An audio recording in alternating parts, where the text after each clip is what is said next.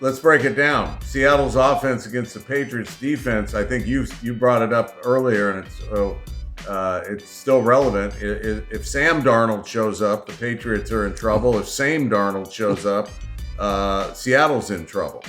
I think it really. I mean, if you want to narrow it, obviously that's simplifying it to one sentence. If Sam Darnold's good, Seattle wins. If he's bad, Seattle loses.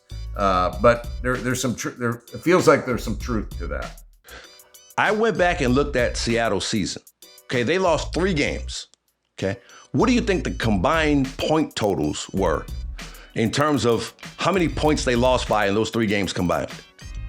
Well, let's see. They lost to the Rams in LA by 1. I'm going to say it was 5 points. 9. 9. 3, I believe it was 9. You double check me, fact check me, but I believe it was 9 when I did it earlier this week. So I mean that's pretty darn close to running the table. Yeah. I mean, I don't think people realize there were so many good teams, no really great teams is what the narrative was throughout the season. But Seattle's pretty close to being a great team. If you look at 14-3 and you lose by a combined 9 points in your 3 losses. And I think it's their balance. They're balanced on offense, defense, and special teams. They can beat you with any one of the 3, especially with Rashid Shaheed added now as their kick returner. I'm a big fan of Clint Kubiak. I've made that clear on this show more than once. And I think as well as the Patriots defense has been playing, they've been spectacular in the playoffs. I think Kubiak's going to be able to come up with a game plan that allows the Patriots defense, that allows the Seahawks offense to have more of an advantage over New England's defense than New England's offense has over Seattle's defense. Because I think you got a great matchup with Smith and Jigba and Christian Gonzalez on the outside. But Rashid Shaheed, I think, is a great X factor. My only worry about Seattle's offense is if Kenneth Walker somehow gets nicked up or if he's ineffective. They don't have anywhere to go. Yeah. At running back. And then you make Darnold one-dimensional, and that's when you could get into trouble. That's when Bring in Marshawn. Come on. No, you know what? Marshawn, I saw an ad. Marshawn Lynch is having a Super Bowl party at a bar in Seattle. A watch party in Seattle with his cannabis brand. He's the front man for a cannabis brand. Kenny Mayne's got to be there too, I think, to add comic relief. Now that's gonna be a Super Bowl party. That would be a Super Bowl. Yeah, it would be. You talked about Patriots defense in the 3 playoff games, they allowing 71 yards rushing. Your point, Seattle's only got 1 guy to run the ball. Charbonnet out, 168 yards passing, and an 8.7 points per game. That's New England's defense in the 3 playoff games. The difference, though, is New England has not faced a team this season as good as Seattle. They had the second easiest schedule this season. Somebody wrote that they had the second easiest schedule this century. How they determined that, that's beyond me. Interesting, though, you mentioned Kubiak. The one caveat on Kubiak is he's going to be the Raiders' next coach. And how much of that the job he's done. Yeah, but how much of that has taken away from the job he's doing? That's a hard thing to balance.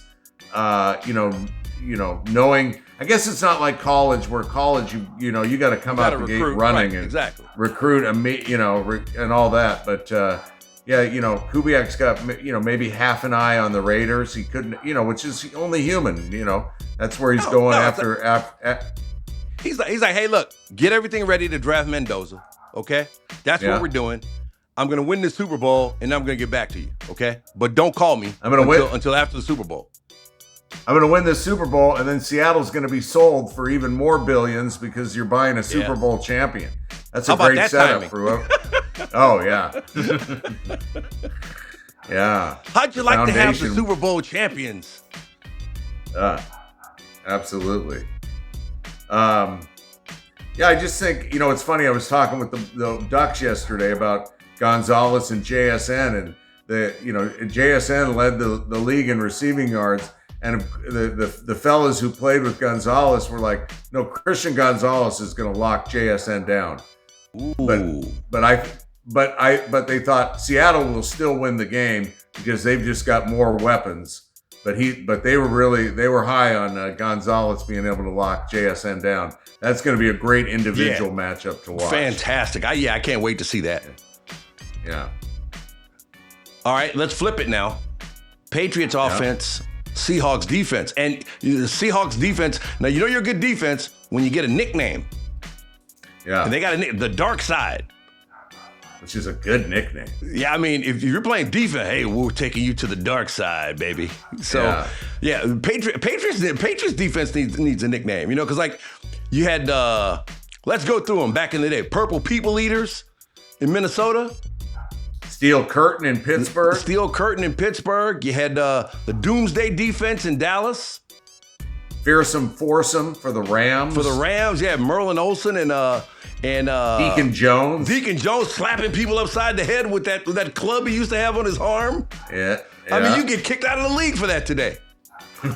Like illegal hands to the face. Deacon Jones, like, I'm doing that every play. How about Orange Crush in Denver with Tom Jackson and those guys? Randy Gradishar. Yeah.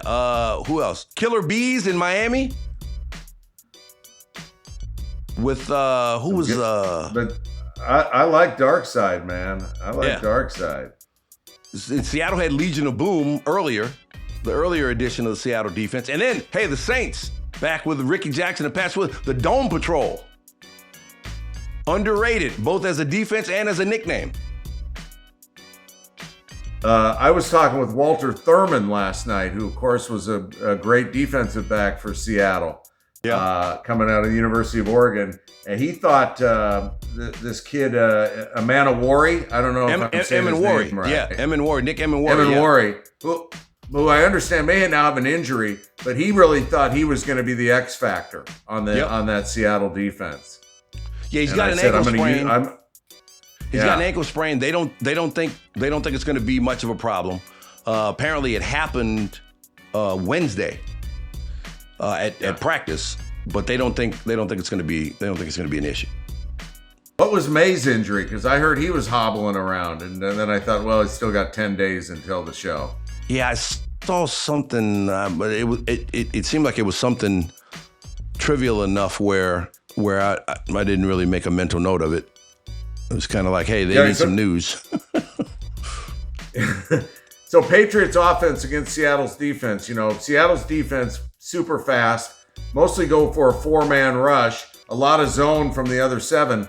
The thing that I noticed in that Denver game that Seattle's going to really have to pay attention to is Drake May. Broken plays. That dude had some legs. He killed Denver at the end of that game with some of his runs, or they may have been designed runs, just disguised well. But that really hurt Denver in the second half of that game. Now, granted, the conditions were horrific with the snow falling, which isn't going to be a problem in Santa Clara. No. So May says that he's feeling great. It's a shoulder injury, but he says he's feeling great. He says he's not lying. He's like, I'm feeling great. Looking forward to getting out there. Another day of practice. We got one tomorrow and feeling pretty good. So, all right. Mike Vrabel says it's not a big deal as well. So I think Seattle's going to pop him a couple of times and, see if he's correct about how great he's feeling.